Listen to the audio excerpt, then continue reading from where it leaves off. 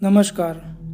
आप देख रहे हैं डार्क गली यूट्यूब चैनल। आज की कहानी में आगे बढ़ने से पहले खौफनाक और डरावनी कहानियाँ सुनने के लिए चैनल को अभी सब्सक्राइब करें। आज की कहानी हमें भेजी है हैदराबाद से राहिल जी ने।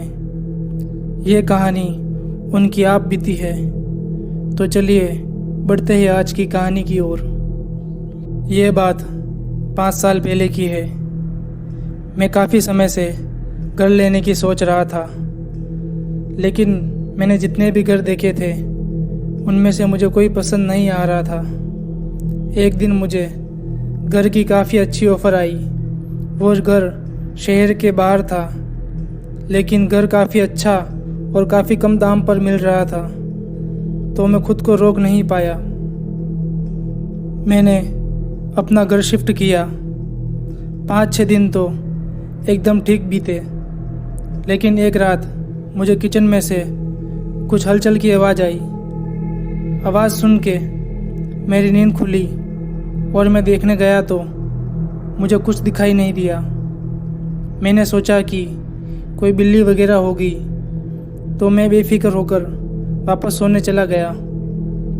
फिर रात के तकरीबन 1 बजे मैं गहरी नींद में था, तभी किसी ने मेरी ब्लैंकेट खींची। गहरी नींद में होने की वजह से मैंने ज़्यादा ध्यान नहीं दिया। फिर कमरे में कुछ सामान गिरने की आवाज़ आई तो मेरी आँख खुल गई। मैंने पलंग पर बैठे बैठे ही देखा कि मेरे कमरे का पूरा सामान हवा में उड़ रहा है और कमरे की दीवारों से खून टपक रहा था। कमरे में अजीब सी बदबू फैल गई थी। यह सब देखकर मेरे हाथ पैर तो मानो जम से गए हो।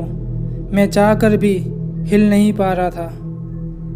फिर एकदम से मेरे कमरे का सामान जो हवा में उड़ रहा था वो नीचे गिर गया। इतना होते ही मुझे कमरे में किसी की रोने की और चिल्लाने की आवाज़ आने लगी। मैंने गौर किया तो पता चला कि आवाज़ तो मेरे पलंग के नीचे से आ रही है। मैं पूरी तरह से पसीने में लथपथ हो गया था, लेकिन मैंने हिम्मत करके पलंग के नीचे देखने की सोची। मैंने पलंग के नीचे देखा तो मेरी सारी हिम्मत गायब हो गई थी और मैं पीछे की ओर गिर गया।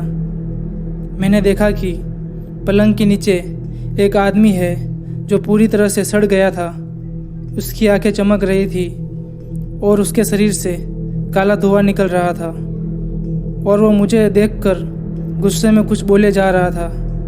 मैं वहाँ से उठकर घर से बाहर भागा और मदद मांगने के लिए पड़ोसी के पास गया और उसे सारी बात बताई। तब पड़ोसी ने मुझे बताया कि वो घर का पुराना मालिक है। उसने आत्महत्या कर ली थी और पुलिस को 1 महीने बाद पता चला था। तब तक उसकी लाश पूरी तरह से सड़ गई थी। उसके बाद से जो भी इस घर में रहने आता है उसके साथ यही हादसे होते हैं। यह सब जानकर मैंने अगले दिन ही वो घर खाली कर दिया और वापस अपने पुराने घर रहने आ गया। लेकिन आज भी वो खौफनाक चेहरा मेरे सपनों में आता है।